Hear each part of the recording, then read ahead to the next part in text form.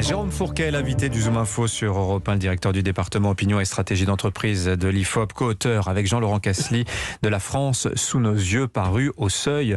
Jérôme Fourquet, alors justement, Michel-Édouard Leclerc est un bon lecteur de la société française. Il a dit mes magasins, c'est un super centre, point d'observation de la société française.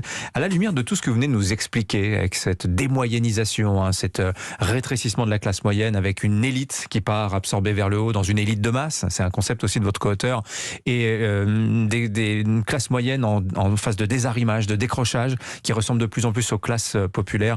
Quelles conséquences politiques on tire de tout cela, Jérôme Fourquet? Les candidats s'emparent-ils, les candidats qu'on voit actuellement déclarés, s'emparent-ils du sujet de manière pertinente, selon vous? Sur la question du pouvoir d'achat, alors ils essayent d'y répondre, mais comme souvent, c'est un peu une cautère sur une jambe de bois, puisque moi, je crois beaucoup au rôle qu'a eu la désindustrialisation. Et donc, pour pallier cette désindustrialisation, on voit bien dans toute une série de territoires qui sont ni touristiques, ni privilégiés par la météo, qu'est-ce qui reste une fois que les usines ont fermé? Mais il reste le centre de Monsieur Leclerc comme principal employeur, et puis ensuite la fonction publique. L'hôpital. Et l'hôpital ou la mairie. Oui. Et beaucoup de territoires français, aujourd'hui économiquement, vivent sous perfusion publique. Les salaires des fonctionnaires, les pensions de retraite, et toutes les aides sociales qui sont versées. Et donc, on a pallié cette désindustrialisation par une augmentation de la dépense publique, mais qui s'est financée par la taxe, la fiscalité, directe ou indirecte, et l'endettement. Et aujourd'hui, on va essayer de redonner des bonus, mais on voit bien que c'est un peu le serpent qui se mord la queue, et donc on n'a pas... Ça, c'est la prime à l'activité, d'activité qui du sponsoring d'État, du pouvoir d'achat. Voilà, parce qu'en plus, on s'est spécialisé sur des emplois relativement bas de gamme, peu payé, etc., etc. Donc, si on ne dessert pas les contraintes, mais ça ne se fait pas en quelques mois et sur une campagne électorale, je pense que tout ça est un peu illusoire. Vous voyez, on parle de chèque énergie, et sur un plein, il y a 60% de taxes. Donc je pense qu'il y a d'abord la question des dépenses publiques à les regarder, parce que beaucoup de Français, plus que la question du pouvoir d'achat, c'est ce qui reste une fois que j'ai tout payé. C'est la fameuse explosion des dépenses contraintes dont vous avez évoqué le cas tout à l'heure au travers du logement, puisque le logement, c'est aujourd'hui un poste de dépenses qui a explosé et qui rogne les dépenses contraintes des Français. C'est 25-26% en moyenne. Voilà, et donc ça monte à plus de 50% pour les pauvres. Et donc vous ajoutez les carburants, les assurances diverses et variées, etc., etc. Donc en fait, parler de pouvoir d'achat, quand on dit je vais augmenter le SMIC ou je vais... c'est toujours bienvenu, et ça peut résonner à l'oreille de certains. Mais ça ne suffit pas, il faut réindustrialiser, il faut faire de l'aménagement du territoire. Parce qu'on va avoir à un moment une dégradation de la fiscalité, des comptes publics, et à terme, pour les rééquilibrer, on va remettre de la fiscalité. Donc c'est une espèce de... Il n'y a pas de cercle vertueux qui est enclenché dans ces mesures, de mon point de vue là. Vous êtes aussi l'auteur, je le rappelle, de l'archipel français. Alors ça fonctionne bien d'un point de vue politique, cette idée d'archipel avec des îles entre lesquelles il y a de moins en moins de ponts tendus.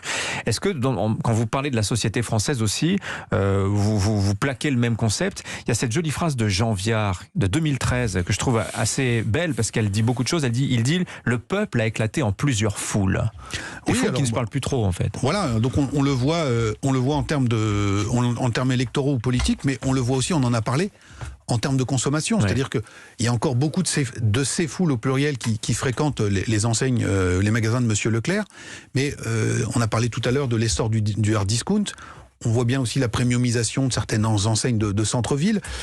Jean-Laurent Casely, par exemple, dans le livre, consacre tout un chapitre à l'univers du pain. Il a cette formule, le monde du pain coupé en deux, entre les boulangeries de rond-point, avec des franchisés, et puis les boulangeries... stations-service. Voilà, alors très relookées, c'est comme... et puis ces boulangeries de centre-ville. Donc même dans la consommation, les choses se fragmentent énormément, et vous parliez du pouvoir d'achat, de rapport à la consommation. Dans quelques semaines, on va commémorer maintenant une tradition qui est très française depuis quelques années, qui s'appelle le Black Friday, et on va voir s'opposer toute une partie de la société française qui va condamner cette ode à la surconsommation, et puis une autre partie qui attend impatiemment le Black Friday pour faire ses emplettes de Noël, ou pour acheter, compte tenu de son budget, des produits que le reste de l'année, elle ne peut pas se payer. Et donc on a aussi une polarisation dans le rapport à la consommation. Et ça va être un des enjeux. Vous voyez la polémique qu'a suscité les propos de la ministre du Logement sur la maison individuelle avec jardin dont on peut faire le tour. La fameuse intensité heureuse, oui. Ouais. Voilà, donc, mais la question qu'on peut se poser, Jérôme Fourquet, c'est face à une France comme ça, patchwork, avec des coutures qui par moments se distendent tellement que les communautés ne se parlent plus, face à la montée de l'individualisme, finalement, c'est quoi le dernier horizon commun qu'ont les Français? Est-ce que finalement c'est le pouvoir d'achat, le dernier projet global pour la France? Alors, c'est plus grand-chose d'autre. C'est en tout cas dans une société, effectivement, comme vous l'avez décrite comme très individualiste, la consommation, le tourisme et les loisirs, c'est aujourd'hui quelque chose, alors avec toutes les variantes qu'on a essayé de balayer, quelque chose qui fait encore commun, communion, en ciment entre la société française. Regardez ce qui s'est passé au moment des attentats du Bataclan, comme au moment du Covid, on a vu émerger le concept de la civilisation des terrasses. La société des terrasses. C'est là on va boire des coups avec les amis, etc., etc. Et donc c'est un peu un imaginaire comme ça.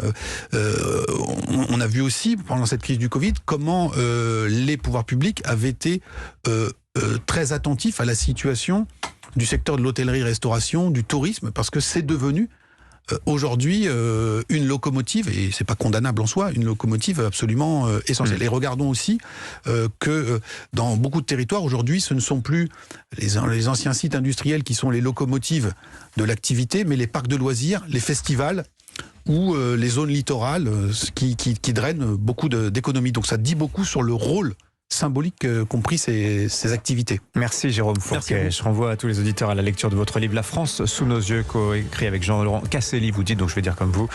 C'est paru au Seuil. Merci Jérôme. Merci.